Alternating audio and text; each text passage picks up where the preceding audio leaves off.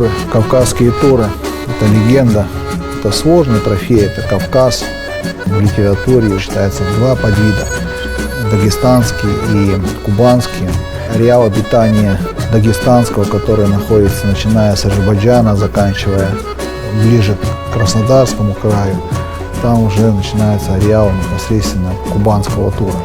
В районе Эльбруса гибридные туры, среднекавказские так называемые туры, которые в принципе не считаются как отдельно взятая особь, он обитает на стыке дагестанского и кубанского тура.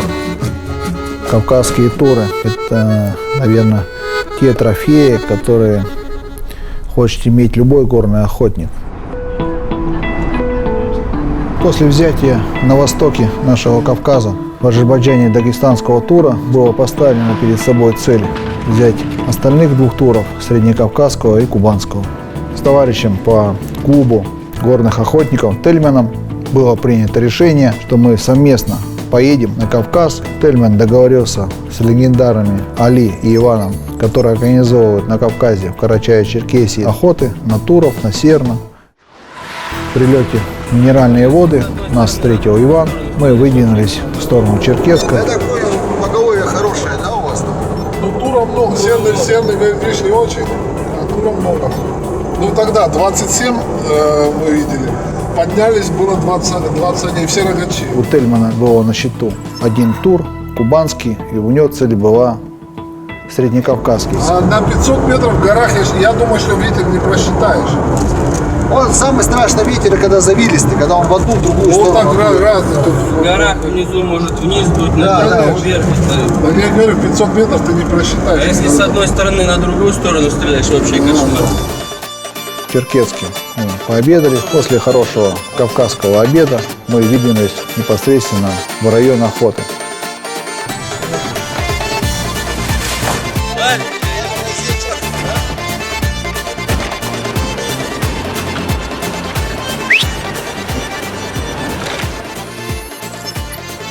Иван предложил разбить здесь палаточный лагерь.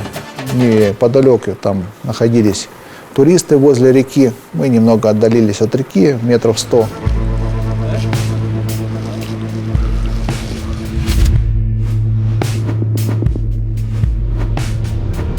Итак, 15 минут, и мой дом готов. Первый стан, первый палаточный лагерь. Будем отдыхать комфортно, под журжанием реки, в прекрасном воздухе, на высоте 1734 метра. Родник сейчас победил.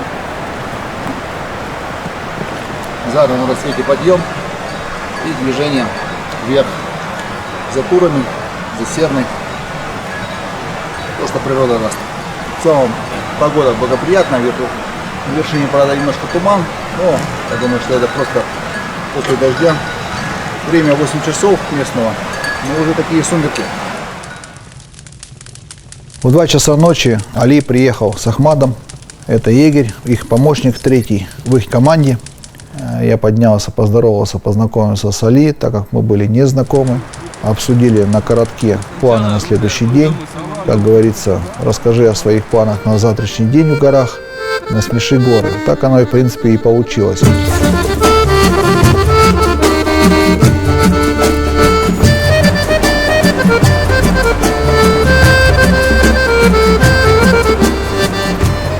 Второй день охоты в Карачаево-Черкесии. Вчера была прекрасная погода, нас встретила. Поужинали, могли отдыхать с расчетом, что утром мы встанем, начнем подъем к месту охоты. Но природа распорядилась по-другому. Реку 25 лет он в бутылке пробежал, но года 3, наверное, еще в бочках, молдавский, еще советских времен. С моей стороны было предложено выпить за Бога охоты, попросить его быть благосклонным и дать нам все-таки поохотиться.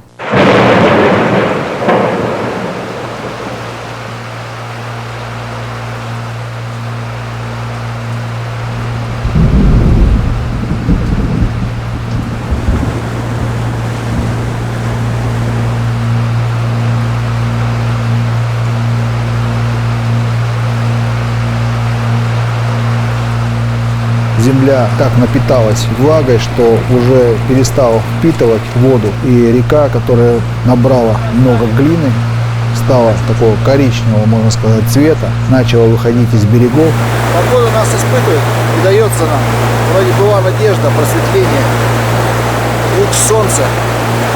Русло реки поднялось буквально за пробывание наше здесь 12-часовое. Ну, наше дело ожидать, когда будет возможность нам продвинуться дальше в нашем туре на кубанского тура.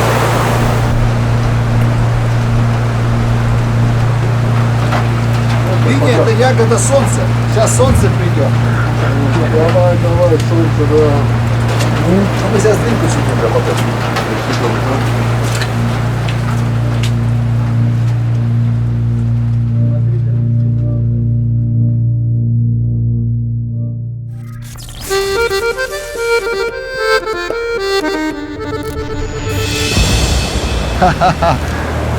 Вчера эта речка была горной, маленькой и буквально чистой. Можно было готовить пищу. Уже сосенок нету, видишь? А сегодня мы видим такой паводок.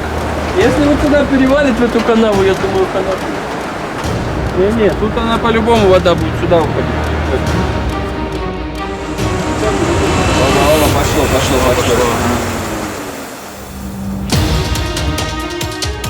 Вода наступает вот на мое жилище. Я думаю, там может паводки заходит. Дерево уплыло уже одно. Так у них там вода везде, да? Ну что, Тельман, пойдем на тот берег? Пойдем. Собираются, все, убирают. Слушай, а только такого, наверное, не было ни разу здесь. 3 часа дня после проливного дождя пришлось быстренько эвакуировать палаточный городок на более возвышенные места. Мы еще как-то сдвинулись, видать, а они полную эвакуацию проводят. Мне кажется, надо собираться уже наверх подниматься. Ну там надежда.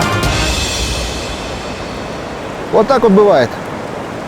Разбили палаточный городок, а нас потом затопило. Сегодня мы наблюдали на том склоне 2 туров, молодых, года на 3-5, такая оценка была сделана. Но из-за дождя они, видать, попрятались все-таки, сложно где-то увидеть, как и серн. Ну вот он крест, вот тут мы находимся. Это ты поставил крест, да? Да. Принято решение все-таки подняться наверх, по крайней мере там нет воды. Сейчас экстренно собираем палаточный городок, грузим машину. Но в целом нам надо вот на ту гору, вернее за ту гору.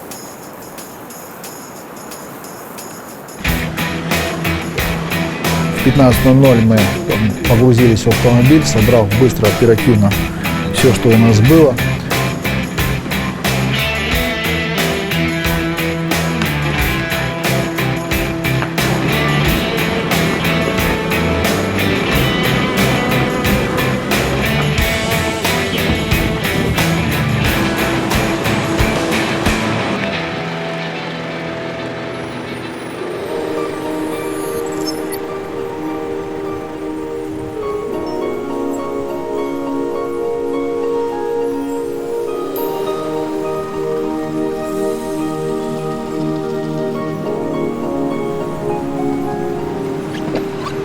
За нами поспел УАЗик и Ахмат с лошадьми.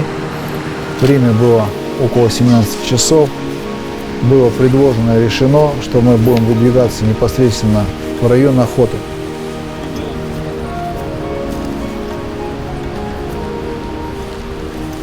Мешки ж нам надо? Да, куда мясо хватит? Найс, все, раскладываем. Благодаря этому рюкзаку мои плечи чувствуют себя комфортно.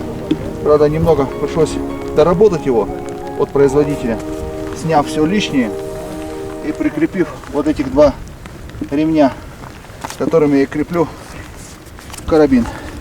Ремни мощные, 8,5 килограммовый карабин держится на плечах. Получается вот такая конструкция. где можно цеплять и носить. Более того, можно транспортировать в таком положении, сидя в седле. Стволом вверх всегда можешь соскочить хоть вправо, хоть влево с седла в случае опасности.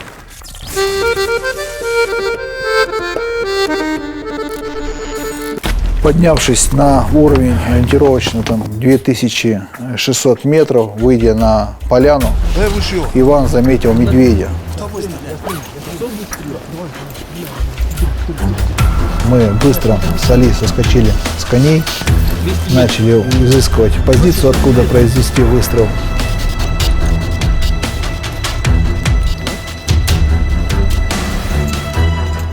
Там медвежата, Али. Али, медвежата. Не надо стрелять, там медвежата. Стреляйте, медвежата. Отбой. Голова увидела. Ну, само собой, последовала улыбка. Это не наш случай. С маленьким, с одним, да. 100% труп, я думаю, был бы.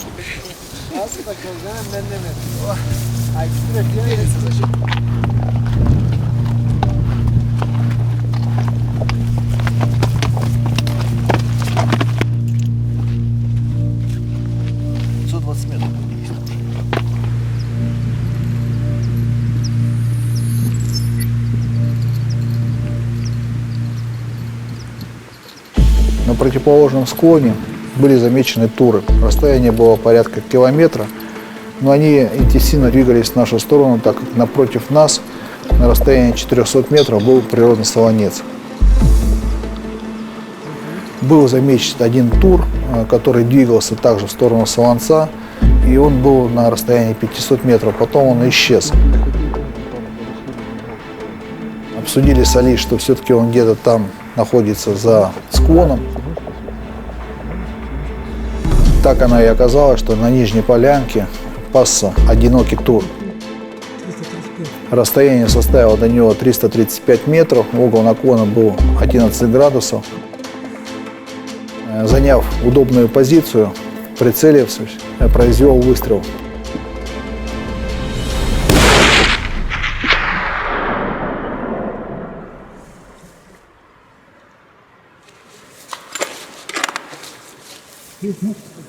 Он попал, но что-то я не вижу.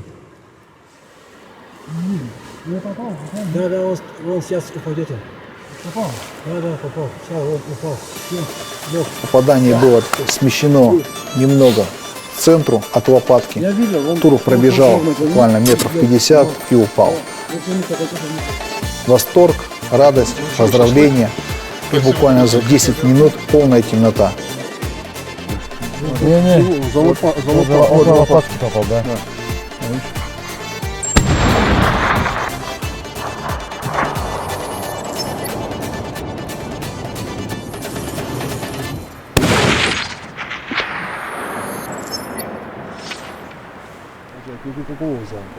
Я с Тельманом отправились в лагерь, а ребята, снарядившись фонариками, выдвинулись за туром. О, Серег, смотри, какой красавец. О, вот это да. Хорош. Среднекавказский, да? Да, великолепно. То, что надо. Слушай, ну что, куда попал? Прям место, куда надо. Это ровно, слушай, это то, какое. Ух ты! Хорош. Он у тебя левым боком. Он, видишь, здоровый, сильный, из-за этого, видать, пуля не остановила его.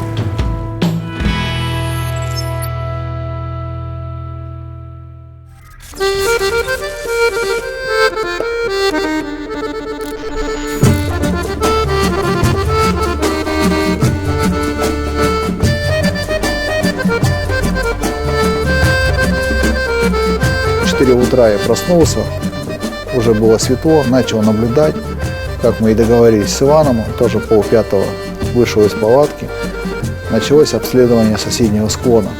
Мной был обнаружен также на расстоянии 1200 метров тур. Иван говорит, что за ним еще 4 тура идут. Взяв трубу с увеличением на 60 крат, мы поняли, что один из них хороший именно трофейный экземпляр. Я пошел, разбудил Тельмана, сказал, что его выход. Иван С Тельманом выдвинулись, а мы четвером остались наблюдать с палаточного лагеря, потому что у нас был идеальный обзор всего склона противоположного.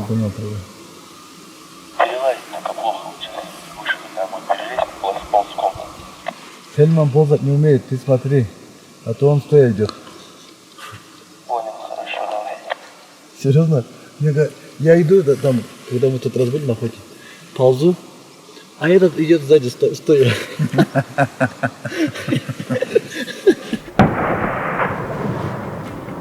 Произошел выстрел, один, второй. Мы эту картину не могли наблюдать, так как пятый непосредственно тур, он находился за камнями. Ты готов! Молодцы! Крым разом 450 метров. Молодец, Молодец! красавцы. Но ты пока не готовься. Поздравляю. На этом задача по Среднекавказскому туру была выполнена.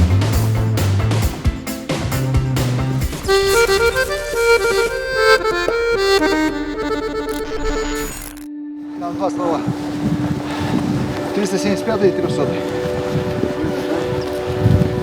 Итак, вторая наша цель – это кубанский тур. Мы снарядились и выдвинулись непосредственно в ареал, где предполагал Али, что будут кубанские туры находиться.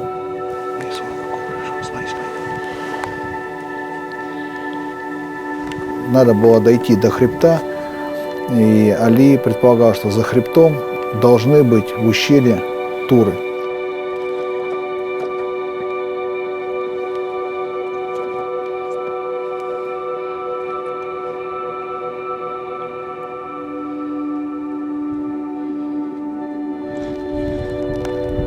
Поднялись 400 метров высоты, пройдя там 3,5 километра.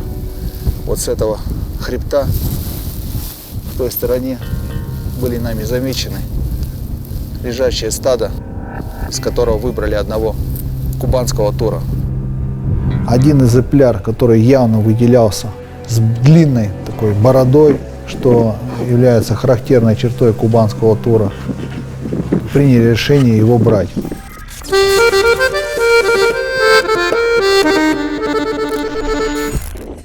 Он расположился прямо корпусом к нам, смотря в нашу сторону.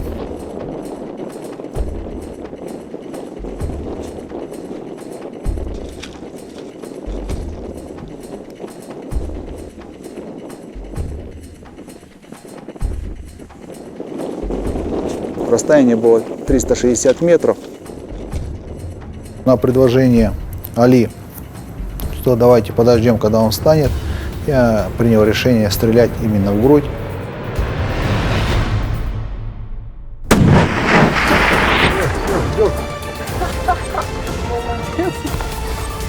Выстрел произошел прямо в грудь.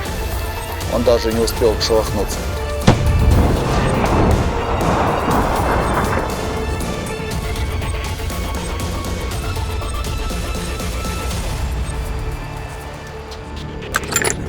Упал.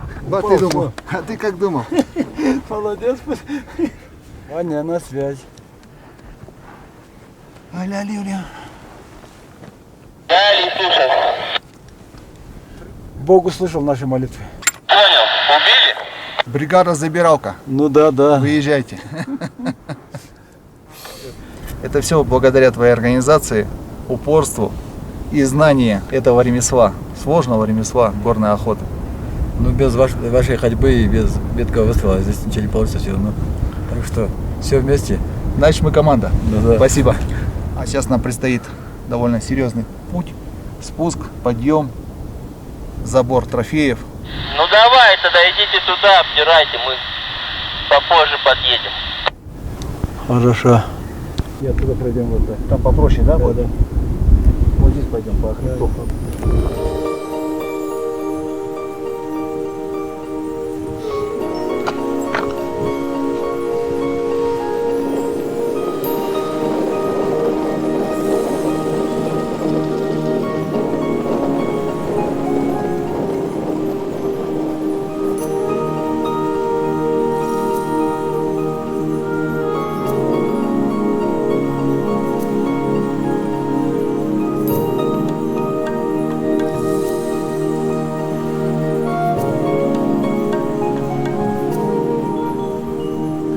Путь был сложен тем, что в определенных местах лежал снег, и снег лежал на склоне, и надо было пробивать эту тропинку, но тем не менее другого маршрута не было, а мы все равно продвигались.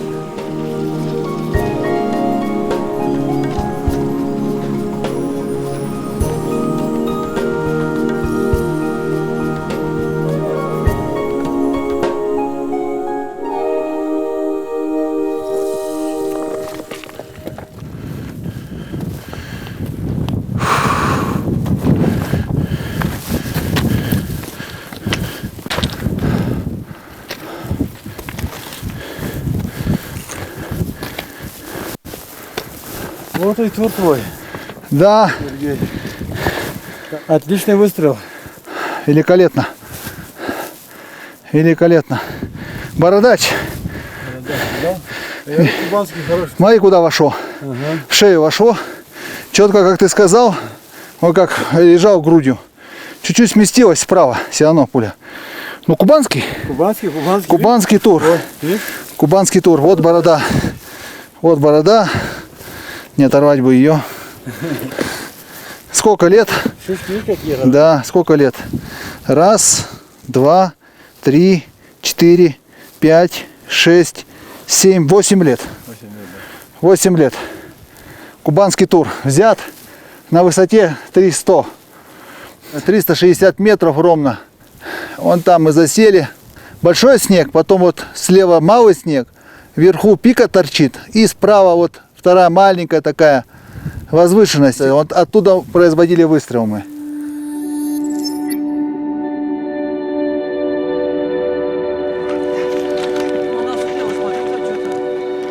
Падал, да, или что? Верхних зубов нет, смотри. Не бывает. Не бывает.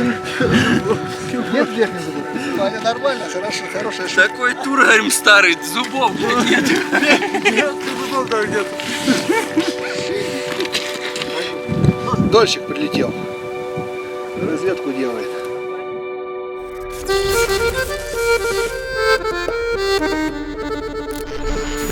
Трофей в рюкзаке до палаточного лагеря 3,5 километра. В принципе, за этим перевалом там уже будет попроще.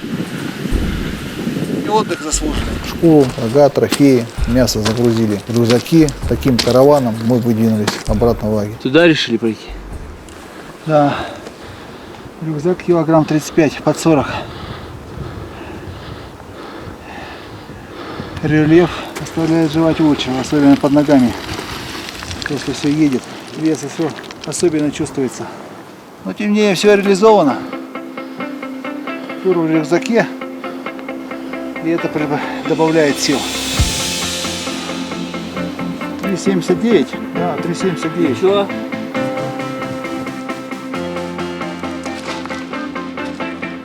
Я сегодня столько адреналина получил. Это вот стоит того. Я когда сюда приезжаю, вот на горную охоту до этого приезжал, вот полностью освобождается мозг от всего. И вот полностью от работы, от всего, полностью отключается. Сейчас суета заканчивается. Приезжаешь после горной охоты, у тебя новый взгляд на все. Ты начинаешь замечать то, что ты не видел. На коллег своих смотришь уже по-другому, как говоришь. Идеи интересные. И вот самое важное, что ты отбрасываешь всю шелуху, лишнее.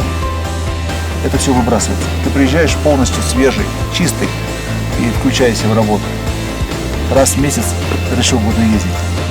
Путь наш составил порядка 5 часов. Завалы снежные, подъем, спуск. Ну, думаю, я должок отдал природе за вчерашнего среднекавказского тура. Разбили погодку, пробежали 350 метров, и на 330 метров был выстрел. Взяли среднекавказского тура, это довольно было легко и непринужденно. Сегодня же мы за своей добычей поднялись на 600 метров, 4 километра туда, по движущим камням, и 4 километра обратно, с грузом такого же. Взяли 2 туров, кубанского и среднекавказского. Вот такие дела.